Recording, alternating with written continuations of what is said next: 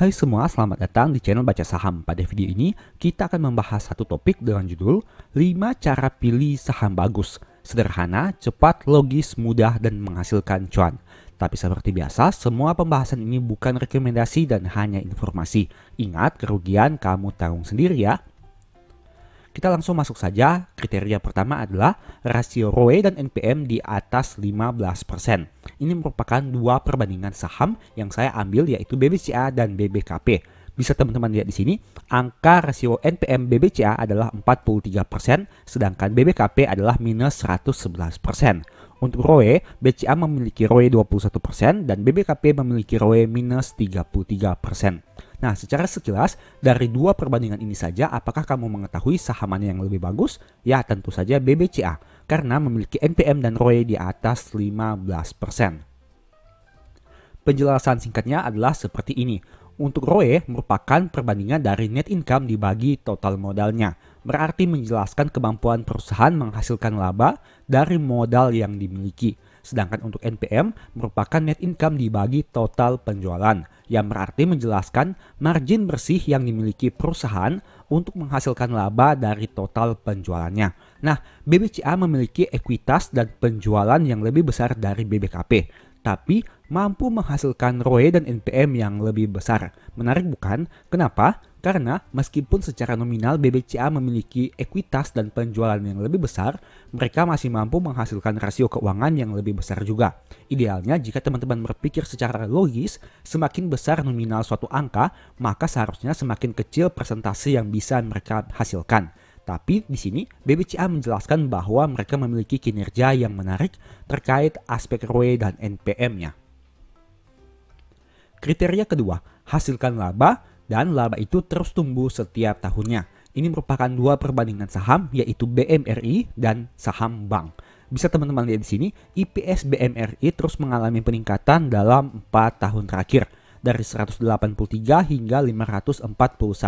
Di sini berarti mereka bisa menghasilkan laba dan labanya terus tumbuh setiap tahun. Jika dibandingkan dengan saham BANK, saham bank ini memiliki kinerja laba yang cukup fluktuatif dari tahun ke tahun. Bahkan di tahun 2021 hingga 2023, mereka masih mencetak kerugian. Secara sekilas jika teman-teman melihat dari dua perbandingan ini, tentu teman-teman sudah tahu saham mana yang harus dipilih. Berikut ini penjelasan singkatnya. Laba merupakan tujuan akhir dari semua bisnis. Tentunya orang itu berbisnis untuk memperoleh keuntungan yang dalam hal ini adalah laba. Nah, sekarang pertanyaannya, apa menariknya jika kamu membeli suatu perusahaan yang tidak mampu menghasilkan laba? Padahal di sisi yang lain, ada beberapa perusahaan yang bahkan bisa menghasilkan laba triliunan rupiah setahun. Selain itu kita lihat dari aspek pertumbuhan labanya, yang mana merupakan bukti perusahaan terus bertumbuh. Jika pada kriteria sebelumnya kita melihat dari aspek perusahaan mampu menghasilkan laba, aspek berikutnya yang harus kita lihat apakah laba mereka itu bisa terus meningkat dari tahun ke tahun. Karena hal itu membuktikan bahwa perusahaan bisa terus bertumbuh setiap tahunnya. Jika perusahaan mampu menghasilkan laba yang terus meningkat setiap tahun, berarti mereka membuktikan perusahaannya bisa terus bertumbuh. Selain itu, jika labanya terus tumbuh, potensi dividen yang diperoleh semakin lama semakin besar. Nah, untuk aspek dividen akan kita bahas pada poin selanjutnya. Dari contoh ini teman-teman bisa lihat bahwa BMRI ini mampu menghasilkan laba dan laba mereka terus mengalami pertumbuhan dari tahun ke tahun setidaknya dalam 4 tahun terakhir. Ini merupakan satu kriteria yang penting apabila teman-teman ingin memilih saham. Kriteria ketiga, rasio DER di bawah 100%. Saya mengambil dua contoh saham, yaitu saham ADRO dengan rasio DER 42% dan saham ZINC dengan rasio DER 228%. Nah, dari sekilas angka ini teman-teman bisa memilih saham yang mana. Berikut ini penjelasan singkatnya. Rasio DER merupakan perbandingan dari total hutang dibagi dengan total ekuitas.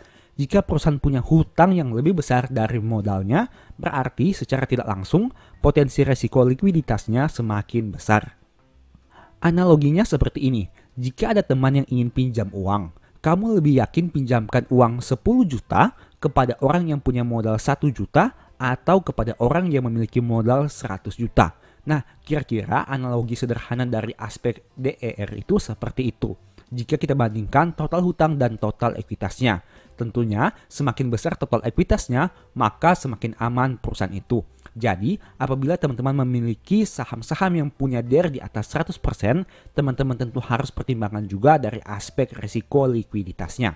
Dua aspek yang berpengaruh terhadap rasio DER adalah jumlah hutang dan ekuitas. Jadi jika perusahaan menambah hutang, mengurangi hutang, membayar dividen, tidak membayar dividen, besar kemungkinan akan berpengaruh terhadap rasio DER-nya.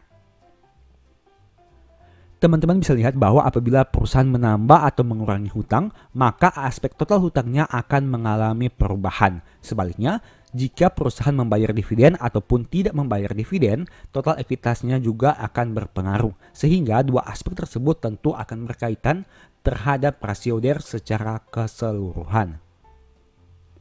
Kriteria keempat, rutin bagi dividen setiap tahun dengan yield yang menarik. Ini merupakan perbandingan dua saham ASII dan saham BHIT. Bisa teman-teman lihat di sini bahwa saham ASII ini konsisten membagi dividen 2 kali dalam 1 tahun, setidaknya dalam beberapa tahun terakhir. Sebaliknya saham BHIT ini tidak pernah membagi dividen setidaknya sejak tahun 2017. Berikut ini penjelasan singkatnya. Dividen merupakan bukti laba perusahaan itu real. Dividen merupakan uang gratis yang diterima investor dari laba yang diperoleh perusahaan.